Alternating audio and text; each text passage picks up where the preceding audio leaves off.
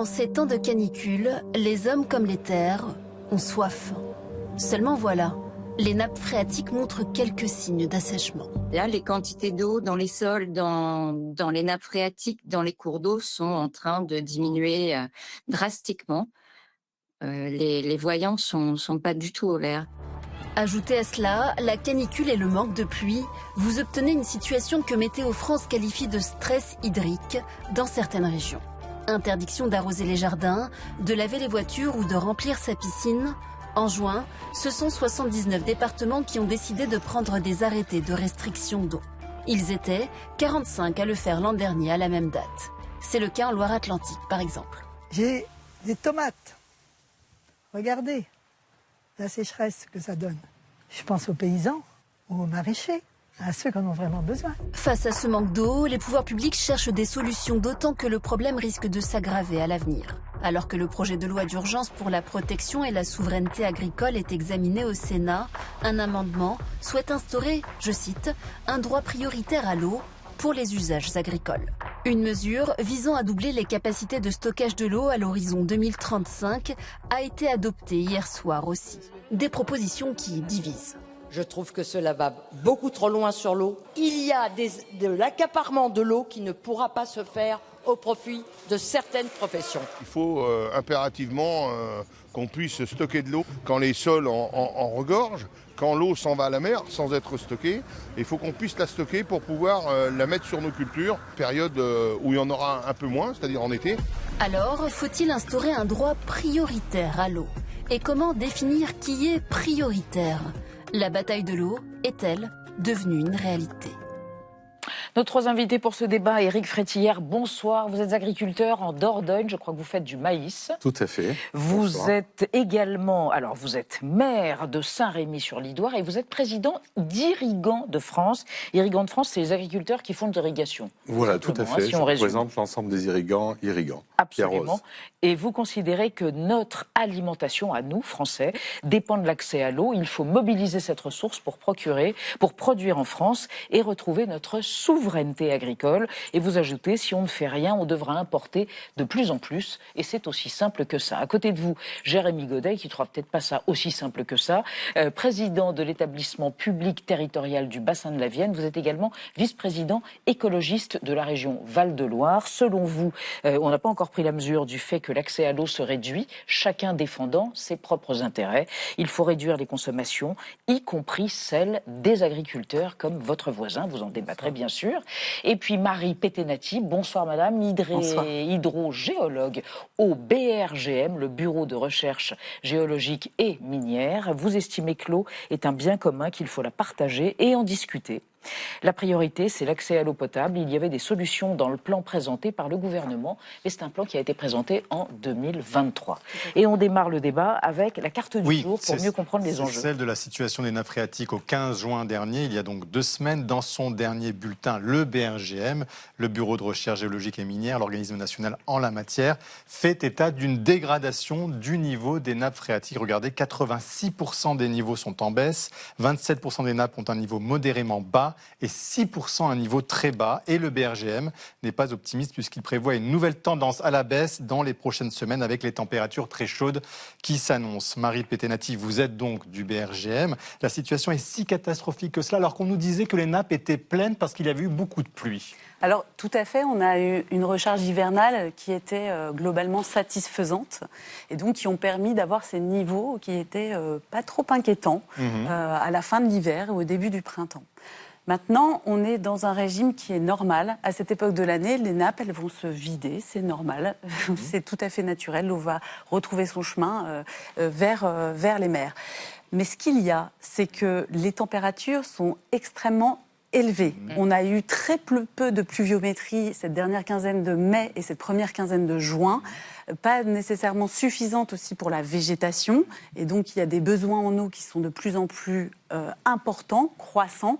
Et donc, forcément, la demande en eau et le prélèvement dans les nappes va être plus important. Et c'est là que la situation est inquiétante. Devient aiguë. Vous le constatez, vous, qui faites du maïs? Oui, tout à fait. Tout est desséché, la terre est sèche. Pas que le maïs, mais l'ensemble des productions De toute façon, quand il y a une plante, plus il fait chaud, plus elle évapotranspire et plus elle a besoin d'eau. Donc effectivement, aujourd'hui, l'ensemble des cultures qui sont en place en France souffrent de façon absolument dramatique. Et donc, même l'irrigation, parfois, ne suffit pas à apporter et à compenser, même si elle apporte une baisse des températures. Donc vous arrosez de plus en plus. Vous êtes obligé d'irriguer de plus en plus. On est obligé d'irriguer, effectivement, de façon importante pour compenser et pour pouvoir produire. Alors justement, il y a eu quand même beaucoup de mesures de restriction d'usage aussi, Jérémy Godet, puisqu'on en fait le constat. 79 départements sont concernés. Est-ce que c'est le cas déjà dans le vôtre? Est-ce que dans la Vienne, c'est le cas? Alors oui, moi j'habite le bassin de la Creuse, qui est dans le grand bassin de la Vienne. Et effectivement, c'est déjà le cas. Il y a des restrictions qui sont drastiques. C'est une situation de crise. Donc ça va, c'est le plus important. Donc ça va depuis les restrictions sur l'usage de l'eau, pas d'arrosage, pas d'arrosage, mais aussi pas d'irrigation, en tout cas très très contrainte, de certaines cultures, etc. Pas d'irrigation dans certaines cultures ou limitée. Exactement. Après, si je peux rajouter quelque chose, en fait, l'enjeu aujourd'hui, c'est qu'on réagit en gestion de crise.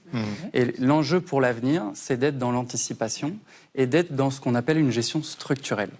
Marie Pétenati, il faut dire que 88% du territoire pourrait être en situation de stress hydrique l'été en 2050. 88%. Il faut se préparer en fait à vivre avec moins d'eau.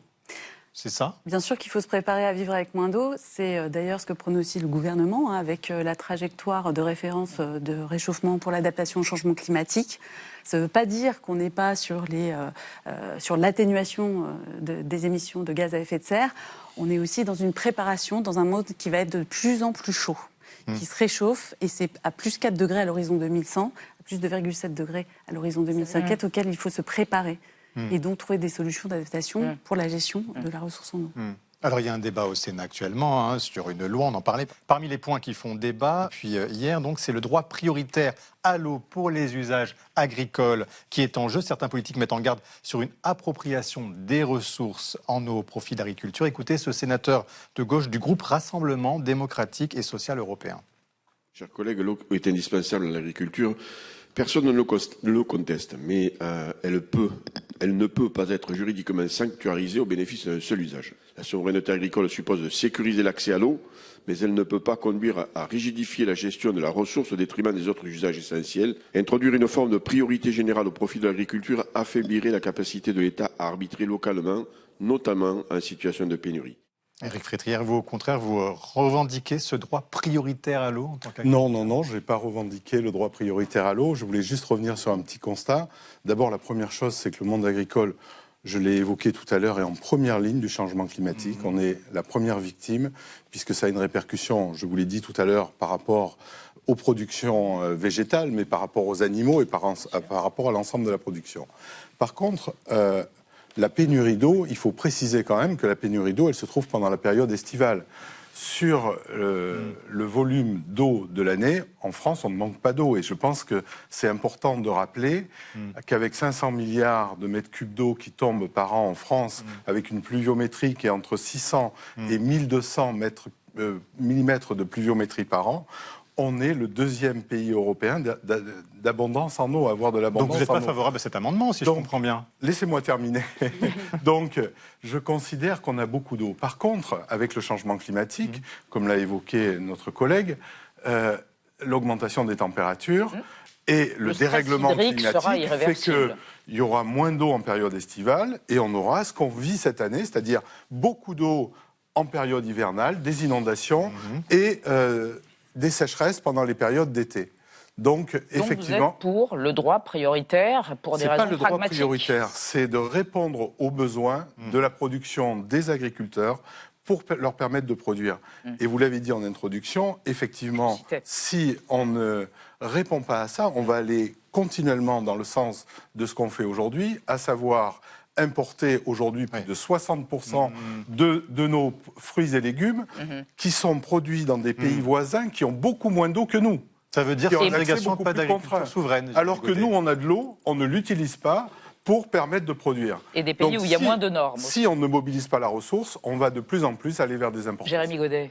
Alors moi, je suis d'accord qu'il faut préserver la souveraineté agricole et alimentaire de la France. Ça, c'est un constat. La question, c'est comment, en fait, on va stocker cette eau. Comment on concilie comment on va stocker cette eau. Et on peut le stocker de différentes manières. La meilleure façon de stocker de l'eau, c'est de la mettre dans les nappes.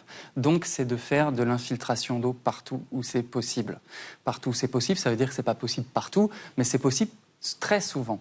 Et c'est ça qui doit être la priorité. Pas de ce qu'on voit dans les champs. Le stockage de l'eau en surface, ça peut être une solution, mais donc ça sera les méga-bassines, comme on dit, ça sera. Alors les méga-bassines telles qu'elles existent en Deux-Sèvres sont particulièrement des hérésies en fait. Mais en revanche, le stockage de l'eau en surface, qui peut être des retenues collinaires, etc., ça peut être une solution. Des retenues collinaires, ça peut être une solution, mais en dernier recours. Et moi, je regrette en fait que le débat public soit saturé aujourd'hui de la question des méga-bassines, parce qu'en fait, on n'envisage pas, on ne prend pas le temps d'aller explorer, y compris publiquement et dans le débat public, les autres hypothèses qui favorisent l'infiltration de l'eau, etc. Et puis après, il y a toute la question des modèles agricoles, des cultures. On va en parler etc. après. Vous allez réagir après, mais juste, comment on stocke? Quelles sont quelles hypothèses, quelles possibilités de Alors, stocker? avant de vous parler de stockage, je voudrais juste moduler vos propos sur l'abondance de l'eau et l'abondance de l'eau en hiver. Je vais faire un petit retour en arrière en 2022. On a une recharge hivernale catastrophique, ce qu'on a appelé une sécheresse hivernale, et on peut aussi aller vers des sécheresses hivernales de plus en plus fréquentes et de plus en plus intenses, au même titre que les sécheresses estivales. Et c'est bien ça le problème, et vous l'avez dit, de toute façon, le cycle de l'eau, effectivement, c'est quelque chose de saisonnier. Et avec les outils qu'on a d'intelligence artificielle, de modélisation, d'expertise, de mesure, on va aller de plus en plus vers des modèles qui sont très fins pour comprendre comment on va réagir à ces sécheresses hivernales. Mais je tiens quand même à le préciser, l'abondance... Elles peuvent être hivernales aussi. 2022, très peu de recharge des nappes. Et voilà. Donc, sur le stockage, on a différentes façons de stocker. Vous l'avez dit, le stockage en nappe d'eau souterraine, qu'on appelle recharge maîtrisée d'aquifère, est une solution. C'est une solution qui est perméable. C'est-à-dire qu'on va ralentir le cycle de l'eau. Cette eau, on va pouvoir la puiser effectivement dans les cours d'eau en hiver, lorsque les débits sont assez élevés.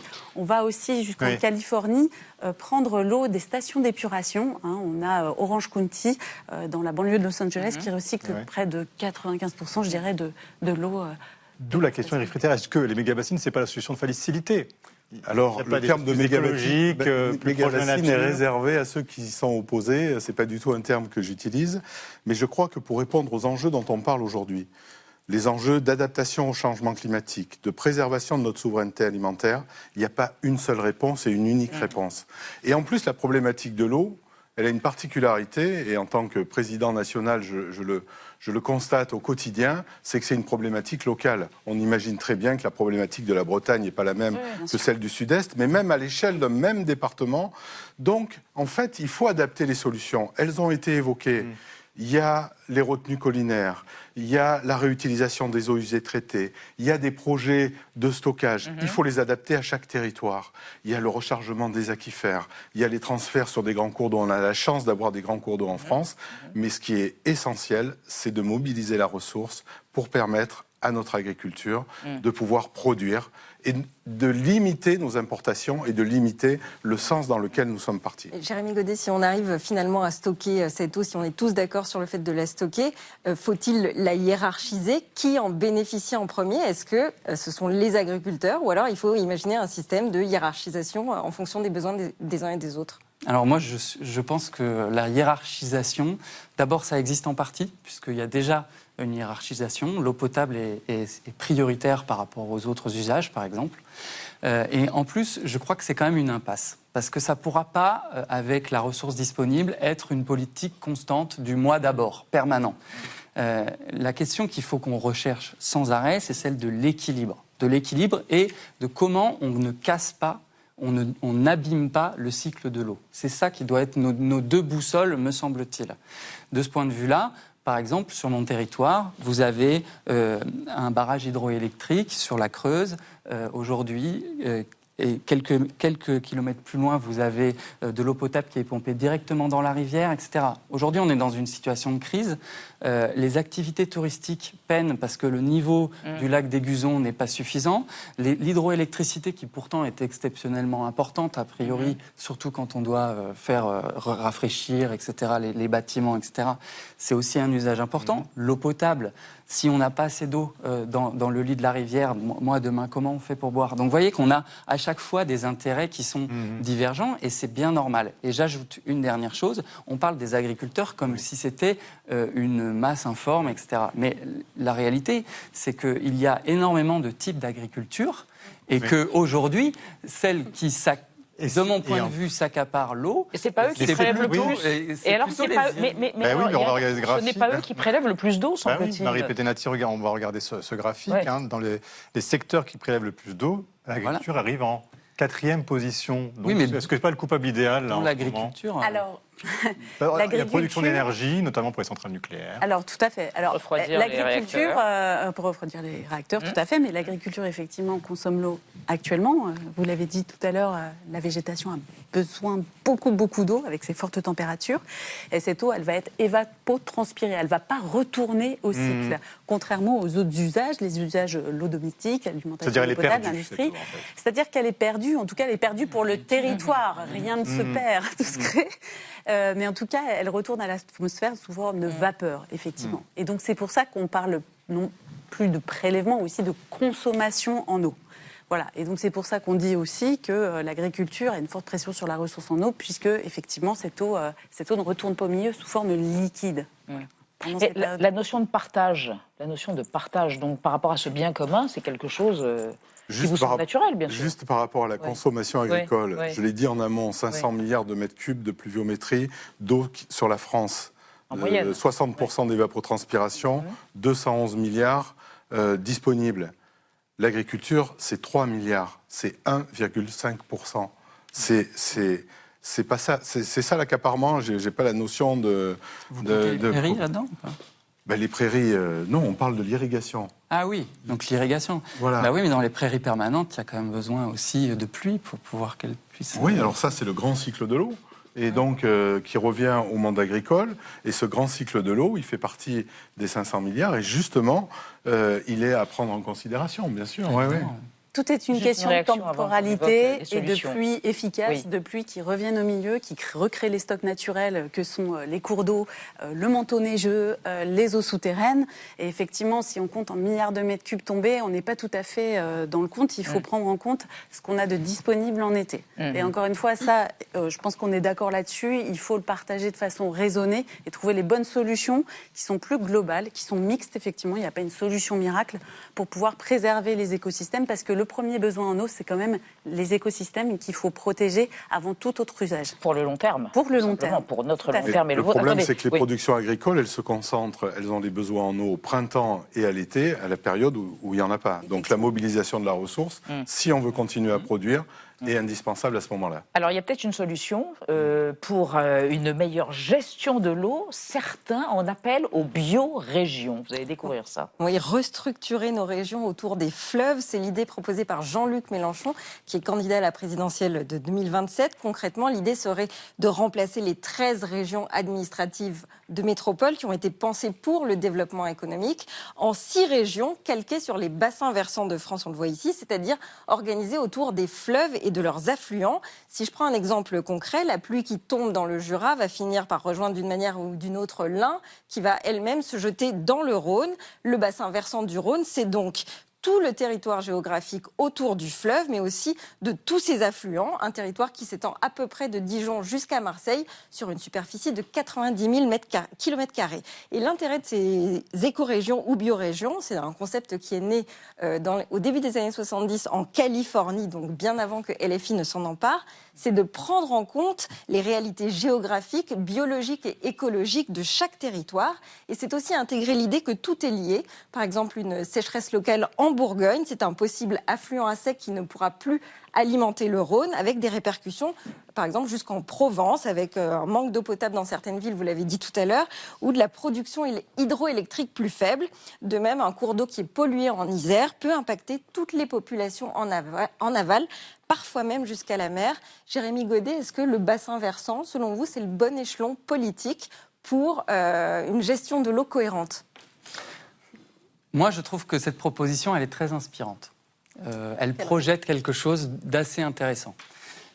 J'ai du mal à voir comment elle atterrit concrètement comment elle se concrétise un an dans nos institutions. Ça peut avoir une cohérence sur plein d'aspects, parce qu'au-delà du fait que c'est les rivières, c'est aussi les sociétés qui sont organisées autour de la gestion de l'eau. Ça peut avoir une cohérence sur le développement économique, parce qu'on voit très bien que le développement économique et la ressource en eau, c'est très lié. En revanche, j'ai du mal à voir comment, par exemple, le réseau de transport et les régions, aujourd'hui, elles gèrent les transports, elles gèrent la mobilité. Comment tout ça peut prendre... Mais si on la prend d'un point de vue d'inspiration, je trouve que c'est plutôt intelligent. Alors oui, je réagis tout de suite parce qu'on est déjà dans une grande gestion par grand bassin versant, en fait. On est dans une gestion décentralisée de la ressource en eau, ça se divise en sous-bassins. Donc finalement, cette proposition, elle s'inscrit quand même dans ce qu'il existe quasiment déjà dans le cadre de la loi sur l'eau, en fait. Parfois, il peut y avoir des petites incohérences d'une région à l'autre. Le challenge, c'est d'harmoniser les documents de planification territoriale, tels que SCOT, Stradet, avec, et c'est déjà en cours dans certaines zones, voilà, avec les schémas d'aménagement et de gestion des eaux. Et Éric Fritillaert, par rapport au long terme, parce que le long terme, c'est quelque chose auquel tous les agriculteurs y pensent, soit pour la transmission de leurs exploitations, soit pour le bien de tous. Diversification des cultures, le maïs, ça consomme énormément d'eau. Est-ce que vous vous êtes dit, il faudrait qu'on fasse plutôt des légumineuses qui consomment moins d'eau? Est-ce que ça, c'est une réflexion globale ou qui peut se faire à l'échelle globale? Alors, c'est une réflexion globale, mais il y a plusieurs temps sur une exploitation agricole. Et une exploitation agricole, vous savez, il y a du social, il y a du sociétal, il y a une famille qui vit, il y a un historique. Derrière cet historique, cette famille, il y a une production. Derrière cette production, il y a une filière. Derrière la filière, c'est l'ensemble d'un territoire. Vous voulez dire que ça prend du temps de reconfigurer tout ça? Une exploitation agricole, c'est pas un petit dériveur où on met un coup de barre à droite pour aller à gauche parce qu'il y a beaucoup d'eau, ou on met un coup de barre à gauche pour aller à droite parce que en fait il y a de la sécheresse. C'est un énorme paquebot qu'il faut et qui a déjà pris aujourd'hui la direction. L'agriculture a énormément évolué sur les couverts végétaux. Et puis, je pense qu'on va énormément découvrir. Aujourd'hui, on apprend à mieux connaître les sols, à mieux connaître les végétaux, à mieux connaître les besoins en eau. Les agriculteurs, aujourd'hui, sont équipés d'outils d'aide à la décision qui leur permettent de mieux contrôler leur apport d'eau. Techniquement, le matériel est plus performant, ce qui permet à chacun d'économiser au maximum l'eau. Donc, le monde agricole est déjà dans cette trajectoire. Raisonnablement optimiste. Je suis optimiste. Sur l'avancée et l'évolution de l'agriculture, bien entendu. C'est le mot de la fin pour ce débat. Merci à tous les trois d'être venus débattre.